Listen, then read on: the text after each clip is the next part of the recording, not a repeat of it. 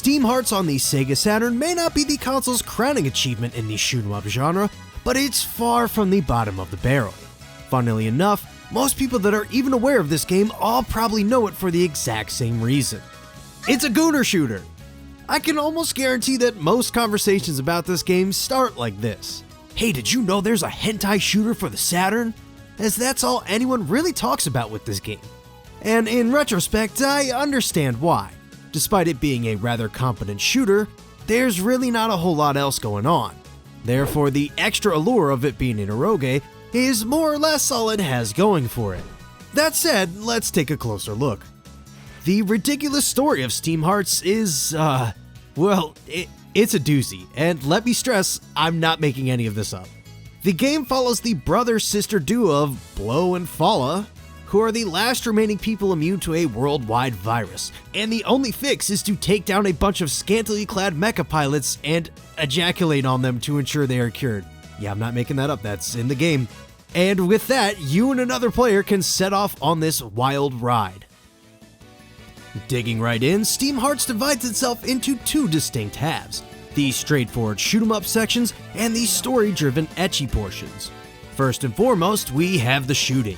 With its 8 fairly standard levels, Steam Hearts shooting is about what you'd expect. Swiftly dodging bullets while enemies approach from all sides, all while dishing out as much damage as possible and upgrading your ship to keep the forces at bay.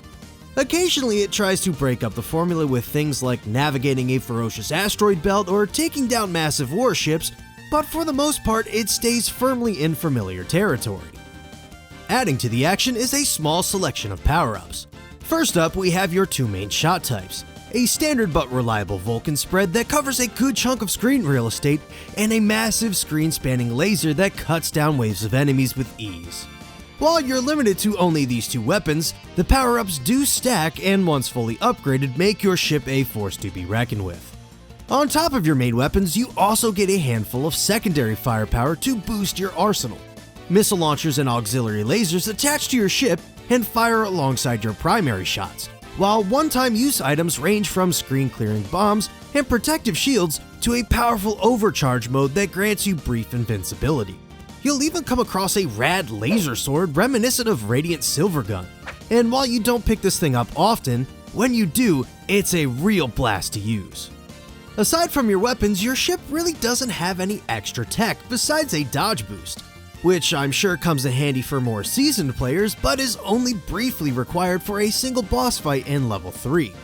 I did occasionally use it to get out of some sticky situations, but other times I'd just fling myself into oncoming bullets. The levels backing this wild adventure aren't the most original you'll find in a 32-bit shooter, but they do get the job done. You'll battle mechs over shimmering seas, blaze through arid deserts, and of course head into space because it wouldn't be a shoot 'em up without a space level. Visually, they're about what you'd expect with the Saturn's 2D capabilities on full display. Even if the settings feel generic, each stage has a touch of visual flair that keeps things from getting stale, like weaving between 3D pillars in level 4 or spotting cows that wander the fields in level 5. Naturally, each level caps off with a showdown against one of the game's scantily clad pilots, and this is where the visuals truly shine. Each boss is a feast for the eyes, like the level 2 boss, which is a sleek, oversized mech with a massive wingspan ready to take you down. You'll also face off against a giant mechanized water dragon that fires off threatening lasers, and the screen-filling final boss that summons massive energy strikes while swiping at you with its enormous claws. While the levels themselves may be on the shorter side, the boss fights thankfully bring some much-needed excitement to the table. And once you've taken down each boss, you are immediately thrown into the ecchi scenes that make up the game's second half.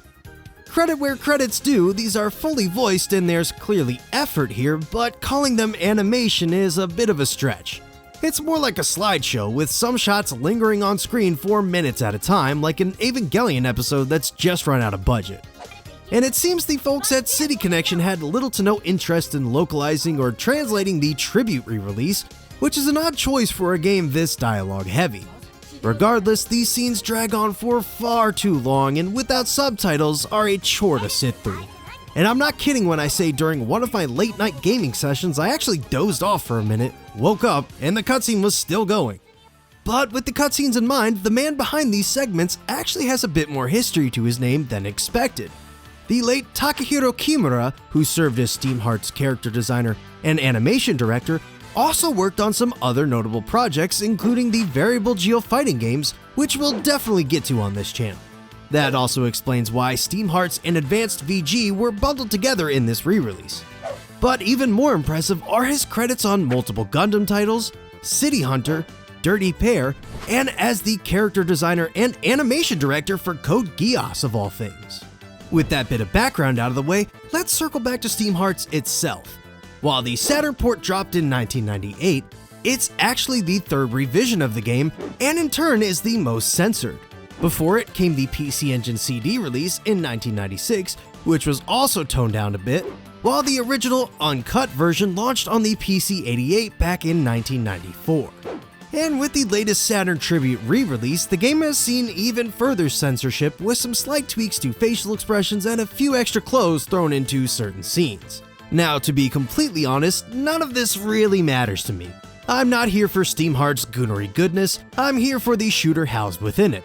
And in that regard, the Saturn or Tribute version are far and away the best ports to play if you want to experience this game for yourself. In short, all of this is to say that Steam Hearts is okay. It's a serviceable shooter with little nuance, making it extremely easy to pick up and play, especially with its unlimited continues.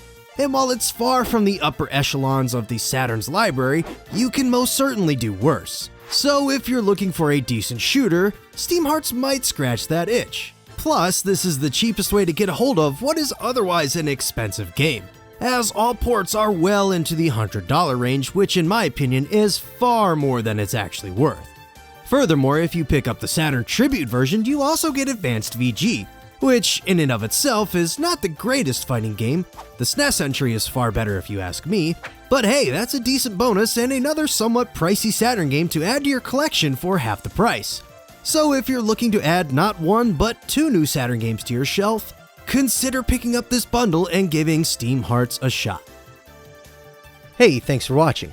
If you like this episode, consider checking out these other videos right here, or even subscribing. Also, if you'd like to throw me a couple of bucks, you can support the show on Patreon.